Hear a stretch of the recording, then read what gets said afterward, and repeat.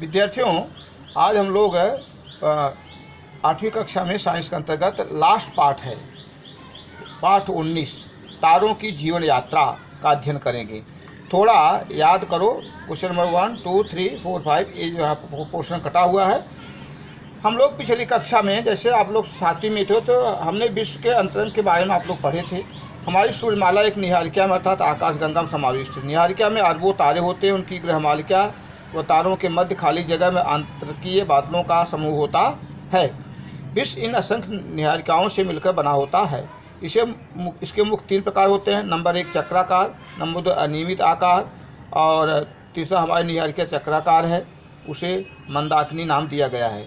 यहाँ पे 19.1 एक चक्राकार निहारिका हमारा सौरमंडल ऐसी ही निहारिका में स्थित है, जैसा कि आप फिगर यहाँ पर दिखाया जा रहा है। तारों का गुणधर्म विद्यार्थियों ध्यान दें। रात्रि के समय हम आकाश में लगभग ऐसा अनुमान लगाया गया है कि 4000 तारे अपनी आंखों से हम देख सकते हैं। सूर्य उसमें एक सबसे बड़ा तारा है। सामान्य कहने का अर्थ है कि वह हमसे सबसे अधिक निकट होता है, यद्यपि वह आकाश में अन्य तारों से बहुत बड़ा दिखाई देता है। निकट, इसका कारण क्या है कि निकट वस्तु रहती है तो बड़े आकार में दिखाई देती है, वही वस्तु दूर रहती है तो छोटे आकार में दिखाई देती है। यहाँ पर इसके गुणधर्म यह है कि यह तारा सूर्य जो है तप्त गैस के प्रचंड गोले होते हैं। इसमें सूर्य के गुणधर्म नीचे दिए गए हैं तालिका में। सूर्य का द्रव्यमान बताया गया है 2 × यहाँ पे 2 × 10⁻30 kg। इसकी त्रिज्या बताई गई 69,05,700 किलोमीटर। पृष्ठभाग का तापमान लगभग सूर्य के चारों तरफ का जो तापमान है 5,800 किलोमीटर। केंद्र का तापमान 1.5 × 10⁻7 किलोमीटर लगभग है। सब उम्र लगभग बता रहे, लगभग 4.5 अरब वर्ष पहले से प्रकाश से दे रहा है, 4.5 अरब वर्ष बाद तक देता रहेगा। विद्यार्थियों, क्या तुम जानते हो पोर्शन कटा हुआ है, ये नहीं रहेगा।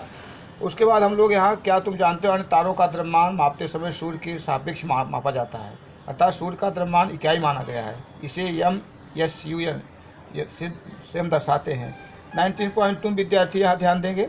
विविध तारों के आकारों की तुलना, सूर्य है, श्वेत बटु है, महाराक्षसी तारा है, इनकी तुलना उससे हम कर सकते हैं। मन खगोल वैज्ञानिकों के विश्लेषण के आधार पर बताया जाए तो लगभग 4 अरब वर्ष पहले, 4 अरब वर्ष में धीरे धीरे ये बदलेंगे, इनमें बदलाव आता रहेगा। तारों की निर्मित के संदर्भ विद्यार्थियों 9.3 है। हबल दूरबीन से लिया हुआ विशाल आंतरिकीय मेघों का प्रकाश चित्र दर्शाया गया है।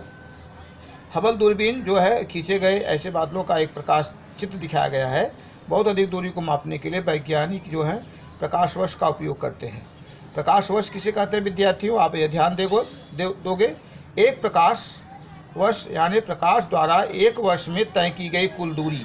प्रकाश का वेग है 3 लाख किलोमीटर प्रति सेकेंड। इसे हम कहते हैं कुल दूरी है प्रकाश वर्ष। यह दूरी 9.5 × 10⁻12 किलोमीटर होती है। आंतरिकीय बादलों का आकार कुछ प्रकाश वर्ष के बराबर होता है, इसलिए प्रकाश को इन बादलों के एक दूसरे से दूसरे सिरे तक जाने के लिए कई वर्ष लग जाते हैं। इस प्रकार से हम प्रकाश के वर्ष के माध्यम से उनके बीच की दूरियों को मापते हैं। यहाँ बताया गया विद्यार्थियों, क्या तुम जानते हो प्रकाश को चंद्रमा से हमारे पास आने के लिए 1 सेकंड का समय लगता है। प्रकाश को चंद्रमा से हमारे पास आने में कितना समय लगता है, 1 सेकंड का।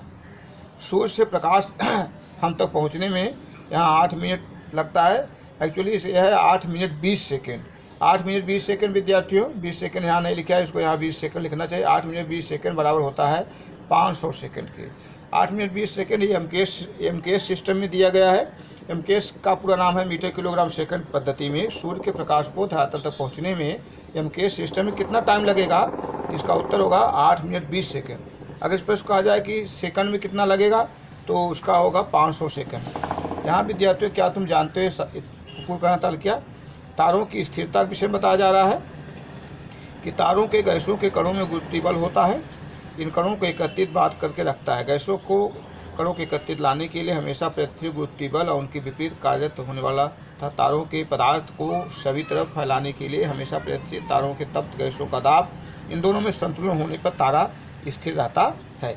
यहाँ पे तारों की स्थिरता में विद्यार्थियों, यहाँ पर आप ध्यान देंगे, तारों की स्थिरता में गुरुत्वाकर्षण है, कैसे सब तीर के निशान दर्शाते हैं, तो उनमें बैलेंस रहता है, तारे जो हैं उनको स्थिर हुए दिखाई देते हैं। क्या तुम जानते हो, ये सारणी आपको यहाँ पूर्ण करना है। उसके बाद तारों की उत्क्रांति में यहाँ पे 19.6 विद्यार्थियों 9.6 द्रव्यमान के अनुसार तारों की उत्क्रांति यहाँ क्रमशः दी गई है। यहाँ कम द्रव्यमान वाला तारा दिया है, अधिक द्रव्यमान वाला तारा दिया है, आंतरिकीय बादल दिए गए, विस्फोटक पदार्थ है, महाविस्फोटक है, श्वेत बटु है, न्यूट्रॉन तारा है और कृष्ण विवर इत्यादि दर्शाए गए। सूर्य के द्रव्यमान से 8 गुना कम मूल द्रव्यमान के तारों को यम स्टार इज लेस दैन 8 यम सन अंतिम अवस्था को दर्शाने का प्रयास यहाँ पर किया गया है। विद्यार्थियों यहाँ पे 9.7 पाते हैं। श्वेत बटु की निर्मिति के समय बाहर फेंका गया गैसों का आवरण मध्य भाग में श्वेत बटु होता है। श्वेत बटु जो है यह सफ़ेद रंग का दिखाई देता है। उसके आकार छोटे होने के कारण इस श्वेत बटु के नाम से पहचाने जाते हैं। इसके बाद उनका तापमान कम हो जाता है, परंतु आकार व द्रव्यमान अत्यंत अनंत समय तक स्थिर रहता है। इसलिए यह बटु अवस्था ही तीनों तारों की अंतिम अवस्था होती है। क्या तुम जानते हो, ये पोर्शन यहाँ कटा हुआ विद्यार्थियों। सूर्य के द्रव्यमान से 8 से 25 गुना द्रव्यमान वाले तारों की अंतिम स्थिति के विषय में बताया जाता है। ये तारे भी ऊपरी तारों के समान लाल राक्षसी तारा व बाद में महाराक्षसी तारा इस अवस्था में प्राप्त होते हैं। महाराक्षसी अवस्था में उसका आकार 1000 गुना बढ़ जाता है। 9.8 में सन 1054 में आँखों के द्वारा देखे गए महाविस्फोटक के स्थान का अभी लिया गया प्रकाशित चित्र यह दर्शाया गया है। क्या तुम जानते हो विद्यार्थियों, ये पोर्शन यहाँ पर कटा हुआ है, एग्जाम में नहीं आएगा। आगे विद्यार्थियों यहाँ पर है सूर्य के द्रव्यमान से 25 गुना अधिक द्रव्यमान वाले तारों यम स्टार इज ग्रेटर दैन 25 यम सन। इसमें मूल बात है विद्यार्थियों, ये सारणी है। तारों के मूल द्रव्यमान दिए गए हैं, तारों की अंतिम अवस्था दी गई, इसको बना लेंगे और तारों का आधार पर इस सारणी का आधार पर इनको हम आसानी से समझ पाएंगे। यहाँ स्वाध्याय का प्रश्न दिया गया विद्यार्थियों, इसको आप पूरा कर लोगे। स्वाध्याय के सभी प्रश्न आप पूरा करेंगे। उसके बाद जो है कुछ इस पाठ 19 जो अंतिम चैप्टर है इससे संबंधित हम आपको होमवर्क दे रहे हैं। उस होमवर्क को आपको करना है। जैसे पाठ का नाम है तारों की जीवन यात्रा, निहारिका किसी को स्पष्ट करो। फिर फिगर 19.1 पेज नंबर 129 को स्पष्ट करो। तारों के गुणधर्म लिखो, पेज नंबर 129 की सारणी बनाओ। फिगर 19.2 की सहायता से विविध तारों के आकारों की तुलना करो। तारों की निर्मिति पर टिप्पणी लिखो। फिगर 19.5 की सहायता से तारों की स्थिरता के अंतर्गत 4 मुद्दे लिखो। तारों की उत्क्रांति फिगर 19.6 की सहायता से स्पष्ट करें। क्वेश्चन नंबर 9, सूर्य के तापमान से 25 गुना अधिक द्रव्यमान वाले तारों की अंतिम अवस्था को स्पष्ट करें तथा सारणी बनाओ। स्वाध्याय सभी प्रश्न जैसे मैं दिया हल करो। Best of luck. कक्षा 8वीं स्टैंडर्ड के विद्यार्थी ध्यान दें कि पाठ 19 तक पोर्शन समाप्त हो गया है और यहाँ तक कंप्लीट करके कॉपी रेडी करिए। जिसको जैसे खुलेगा वो पूरा चेक किया जाएगा। धन्यवाद।